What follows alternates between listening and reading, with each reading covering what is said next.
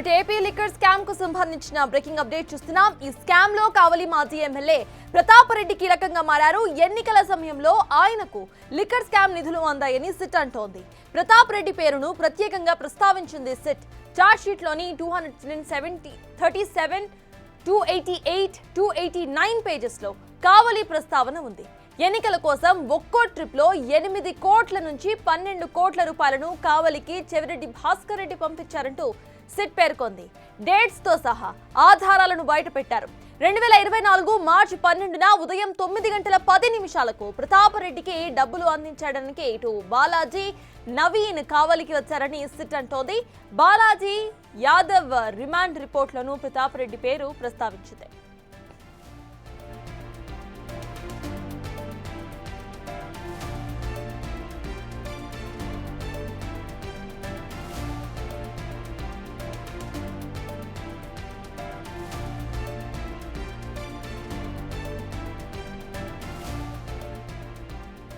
AP liquor scam లో కావలి మాజీ MLA Pratap Reddy పేరు వినిపిస్తోంది. ఇప్పుడు దీనికి సంబంధించిన పూర్తి అప్డేట్స్ మా ఎగ్జిక్యూటివ్ ఎడిటర్ అశోక్ అందించడానికి సిద్ధంగా ఉన్నారు. అశోక్, చెప్పండి, ప్రెసెంట్ ఇటు కావలి మాజీ ఎమ్మెల్యే ప్రతాప్ రెడ్డి కూడా ఇందులో కీలకంగా ఉన్నట్టుగా సిట్ పేర్కొంటోంది. At the same time line తో పాటు అక్కడ జరిగిన ట్రాన్సాక్షన్స్ ని కూడా పేర్కొంది. అసలు ఎలా చూడాలంటారు? అప్డేట్స్ ఏంటి? ఇప్పటి వరకు కావలి మాజీ ఎమ్మెల్యే ప్రతాప్ రెడ్డి పేరు ఎక్కడ కూడా లిక్కర్ కేసులో వినిపించలేదు. ఇక్కడ ఏమైందంటే చెవిరెడ్డి భాస్కర్ రెడ్డి ఆధ్వర్యంలో కొన్ని జిల్లాలకు 300 కోట్ల రూపాయల వరకు ఎన్నికల ముందు ఎమ్మెల్యే అభ్యర్థులకు వారి పిఏల ద్వారా డబ్బులన్నీ కూడా చేరవేర్చారు అనేది సిట్ నివేదికలో, అంటే సిట్ విచారణలో తేలిన అంశం. అందుకోసమే ఇప్పుడు కావలి ఎమ్మెల్యే పేరు ప్రధానంగా ఎందుకు ప్రస్తావన వచ్చిందంటే ఆ క్యాష్ డిస్ట్రిబ్యూషన్లో భాగంగా 8 నుంచి 12 కోట్ల రూపాయల ఈ లిక్కర్ సొమ్ము అనేది అప్పటి ఎమ్మెల్యే అభ్యర్థిగా YSR Congress party sitting MLA, మళ్ళీ 2024 ఎన్నికల్లో పోటీ చేస్తున్న ఈ రామిరెడ్డి ప్రతాప్ రెడ్డికి కూడా డబ్బులు వచ్చాయి అనేది ఇక్కడ క్లియర్ కట్ ఆధారాలతో, ఎవిడెన్స్తో సహా సిట్ దీనిలో తేల్చింది. దానిలో సిట్ సమర్పించిన 305 పేజీల ఈ ఛార్జ్ షీట్లో 288, 289 అండ్ 237 3 పేజీల్లో కూడా అప్పటి ఎమ్మెల్యే రామిరెడ్డి ప్రతాప్ రెడ్డి పేరు ప్రస్తావన వినిపించింది. అట్లాగే ఈ కేసులో అరెస్ట్ అయిన మరొక నిందితుడు నవీన్ యాదవ్ రిమాండ్ రిపోర్ట్లో కూడా రామిరెడ్డి ప్రతాప్ రెడ్డి పేరు ఇక్కడ స్పష్టంగా రాశారు. సో ఇది ఒక విధంగా చెప్పాలి అంటే ఎందుకు రామిరెడ్డి ప్రతాప్ రెడ్డి పేరు వచ్చింది, ఏ ఆధారాలతో సిట్ది ఆయన పేరును బయటికి తీసుకొచ్చింది అంటే ఎవరైతే నిందితులు ఉన్నారో ఎంటైర్ డబ్బుల డిస్ట్రిబ్యూషన్లో ఇటు చెవిరెడ్డికి కావచ్చు, రాజకేశిరెడ్డికి కావచ్చు, వీళ్ళందరికీ మధ్యలో ఉండి అనేక మంది ఎమ్మెల్యే అభ్యర్థులందరికీ కూడా డబ్బులు పంచిపెట్టిన, అంటే లిక్కర్ సొమ్ముని తీసుకెళ్లి డిస్ట్రిబ్యూట్ చేసిన నిందితులతో Ramireddy Pratap Reddy phone call data మొత్తాన్ని కూడా సిట్ అధికారులు బయటికి తీశారు. అందులో భాగంగా బాలాజీ యాదవ్తో 11 మార్చి 2024 3 సార్లు రామిరెడ్డి స్వయంగా ఆయనతో మాట్లాడినట్టుగా దానికి సంబంధించిన డేటా మొత్తాన్ని కూడా ఈ చార్జ్ షీట్లో క్లియర్ కట్గా తీశారు. ఇక్కడ బాలాజీ యాదవ్ ఫోన్ నెంబర్ ఉంది, ఈ పక్క అప్పటి ఎమ్మెల్యే కావలి ప్రతాప్ రెడ్డి రామిరెడ్డి నంబర్ ఇక్కడ క్లియర్గా మెన్షన్ చేశారు. సో ఎందుకు అప్పుడు ఎమ్మెల్యేగా ఉన్న ప్రతాప్ రెడ్డి బాలాజీ యాదవ్కు అన్నిసార్లు కాల్ చేశారు అనేది ఎంక్వైరీ చేసినప్పుడు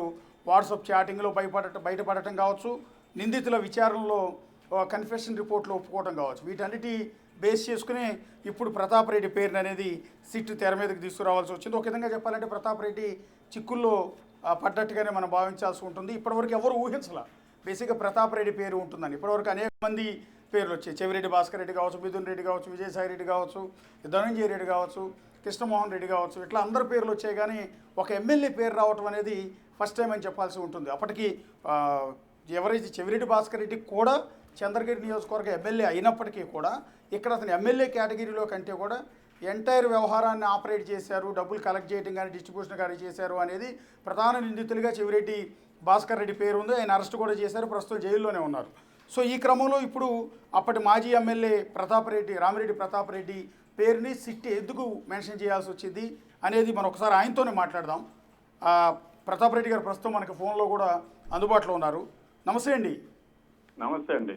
ఎస్ చూసారండి సిట్ రిపోర్ట్ మీరు? నేనేం చూడలేదు, అది మీ టీవీ చూశాను, ఏదో అప్ క్యాండ్ అది అని పెడితే నాకు అందుకు డౌట్ వచ్చి ఏందబ్బా ఇది అని నేను అడుగుతున్నాను. ఓకే, అంటే మీరు యాక్చువల్లీ కావలి నియోజకవర్గంలో అందుబాటులో లేరు ఎక్కడ అంటే సిట్ ఏమండి, రిపోర్ట్ బయటకు వచ్చిన తర్వాత ఒకటండి కావలి నియోజకవర్గంలో నిన్నంతా మేము దగదెట్టి మండలంలో మీటింగ్ అన్ని పెట్టున్నాం.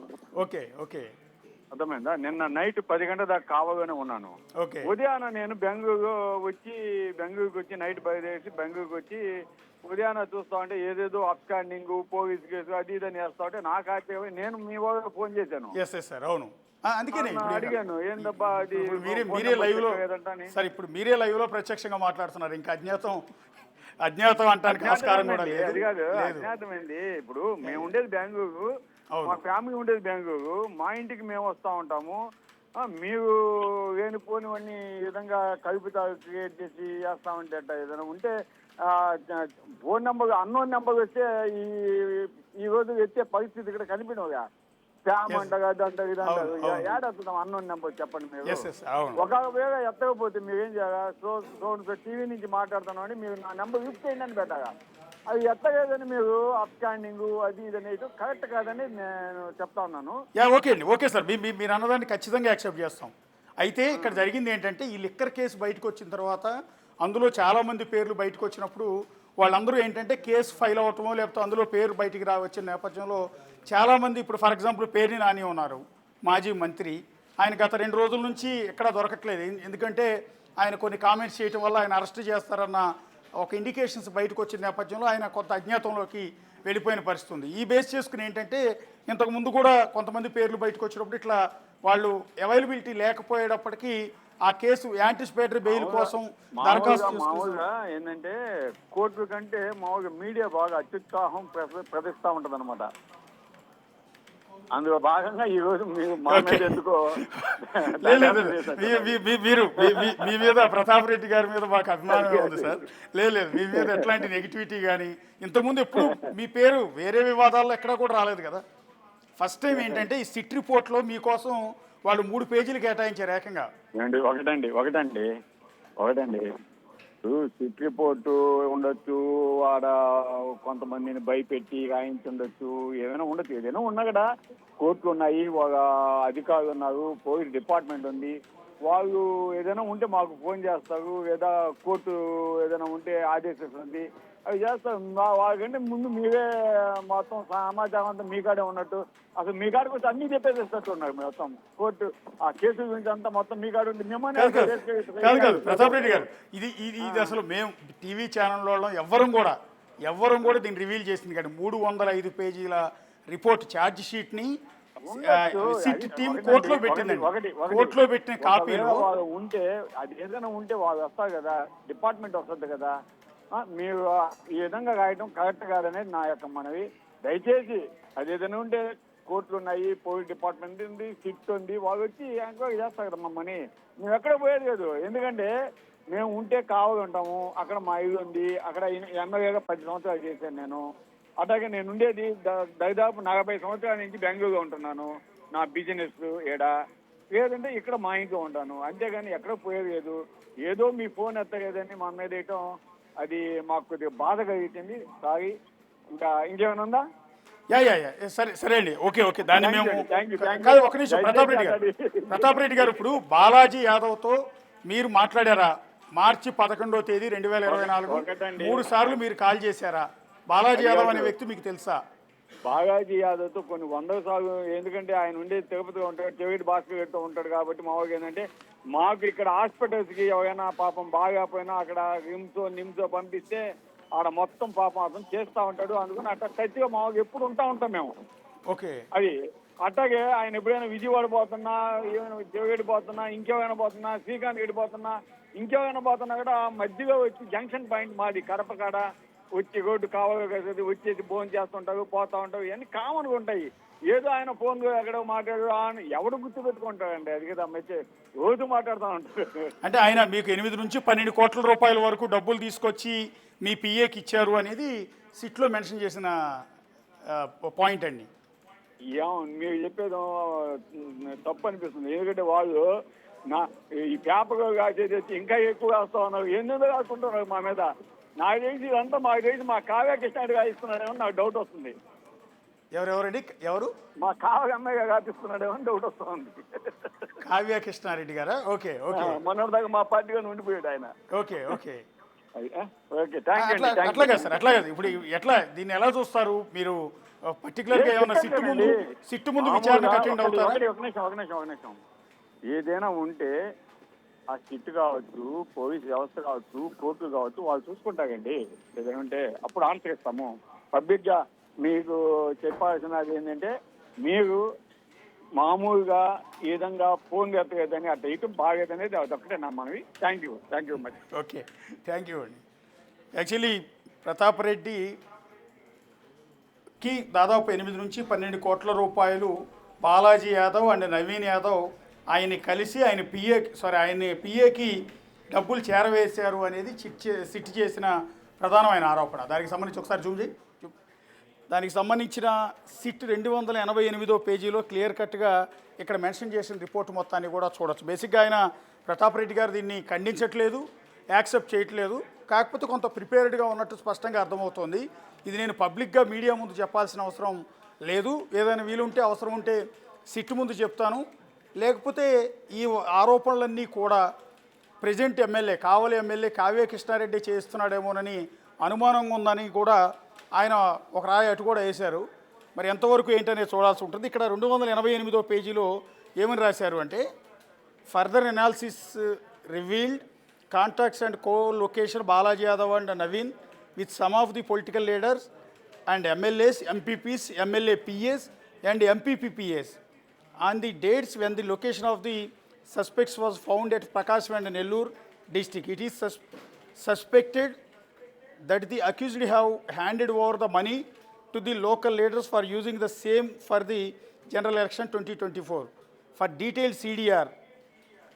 For example, on 11th March 2024 at 7:09 AM to 7:12 AM, Balaji Yadav got 3 calls from MLA Kavali Ramireddy Pratap Reddy.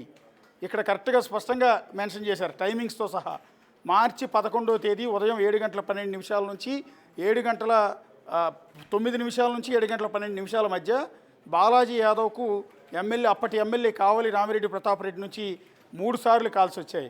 On the same day Balaji Yadav, Naveen, Simon met at Tadepalli and subsequently on March 12th, 2024, 9:10 AM, Balaji Yadav and Naveen reached Kavali and stayed there till 9:47 AM.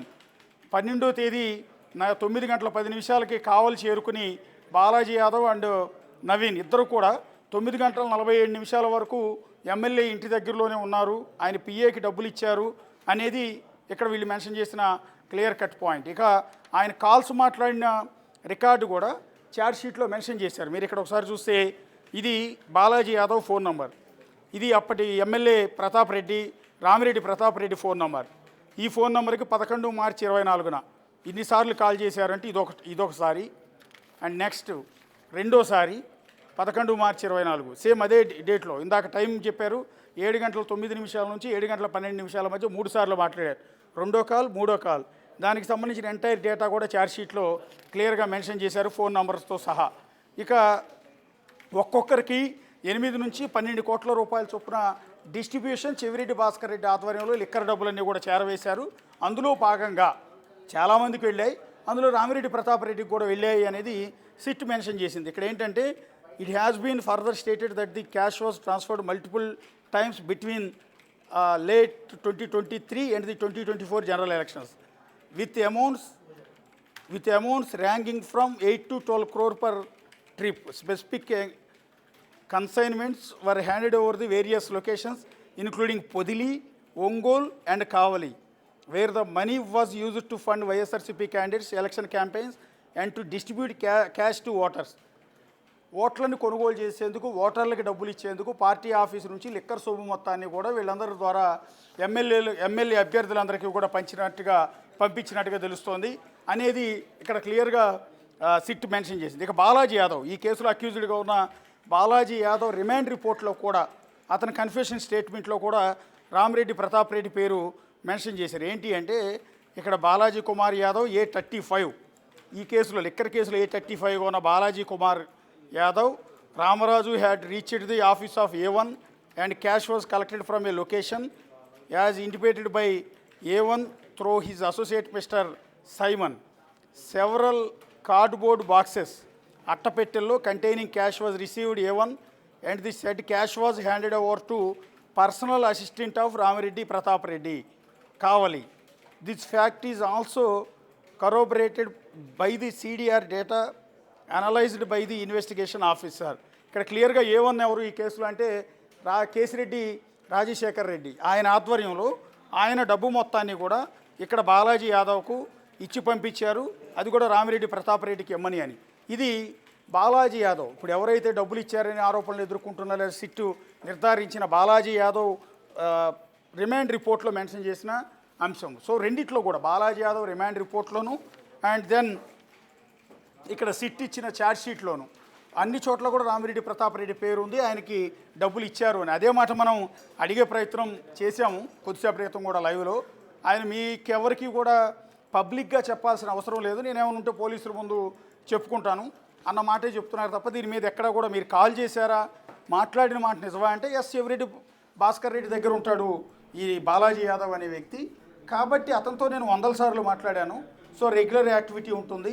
Tirumala మా సంబంధించిన మనుషులందరూ దర్శనాలకు వెళ్ళినప్పుడు అతనే దగ్గరుండి ఇవన్నీ చేయిస్తాడు కాబట్టి అతనితో ఫ్రీక్వెంట్గా మాట్లాడుతూ ఉంటాను. అందులో భాగంగా ఆ రోజు కూడా మాట్లాడి ఉండొచ్చు, అతనితో మాట్లాడింది నాకు గుర్తులేదు అనేది రామిరెడ్డి ప్రతాప్ రెడ్డి అంటున్న మాట. ఛార్జ్ షీట్లో 3 పేజీలు కేటాయించి ఈ విధంగా రామిరెడ్డి ప్రతాప్ రెడ్డి డబ్బులు తీసుకున్నారు అనేది క్లియర్గా సిటీ టీం రాసింది కాబట్టి రామిరెడ్డి ప్రతాప్ రెడ్డి పైన కూడా కేసు ఫైల్ అయ్యే అవకాశం ఉందా లేదా అనేది తెలియాల్సి ఉంటుంది.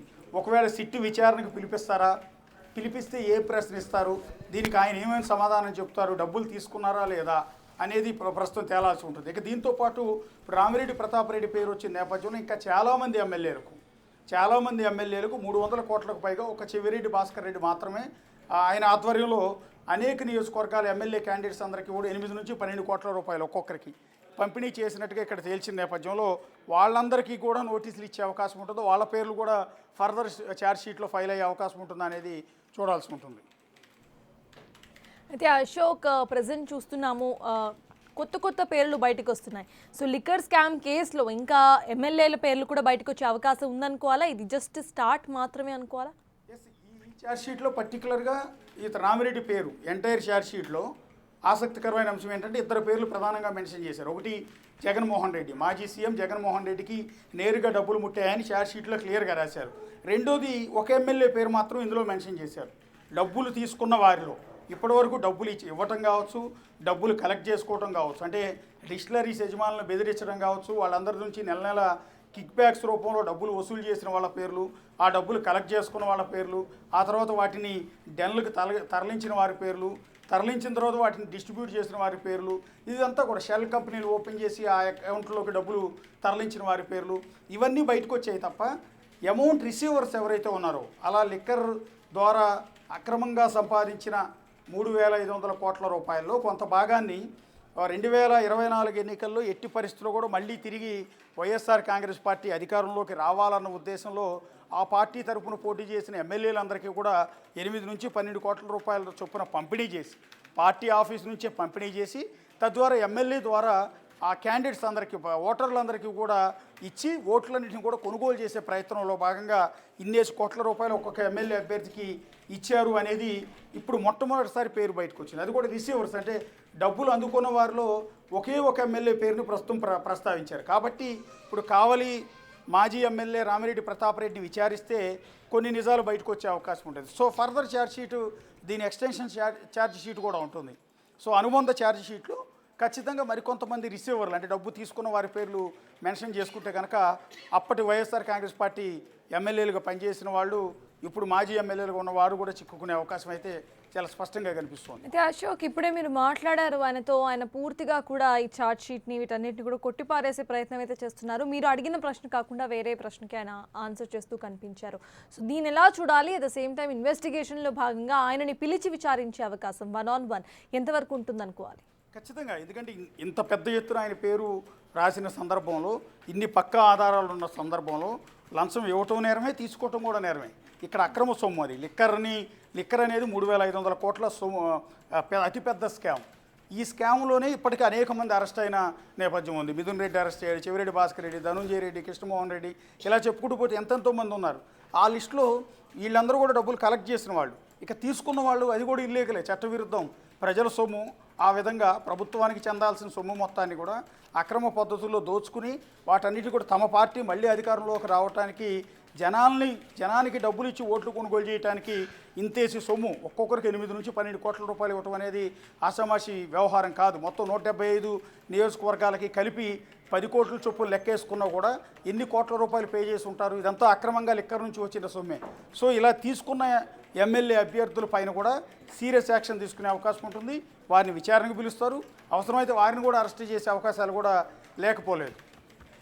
Right, thank you Ashok. So yes, AP liquor scam కేసులో ఇప్పుడు కొత్త నేమ్ జోడించింది సిట్. ఎమ్మెల్యే ప్రతాప్ రెడ్డి కీలకంగా మారారు ఇప్పుడు. అయితే ఇదే ఫస్ట్ టైం ఒక ఎమ్మెల్యే పేరును సిట్ విచారణలో కీలకంగా ఛార్జ్ షీట్లో రాసుకురావటం. మరి ఎమ్మెల్యే ప్రతాప్ రెడ్డి విచారణ అనంతరం కూడా ఇంకెవరైనా ఎమ్మెల్యేలు కూడా ఇందులో జాయిన్ అవ్వబోతున్నారా లేదా అనేది చూడాలి. ఇప్పటికే ఇన్వెస్టిగేషన్ వేగవంతమైంది. ఇన్వెస్టిగేషన్ అనంతరం అసలు ఎటువంటి అప్డేట్స్ వస్తాయనేది కూడా వేచి చూడాలి.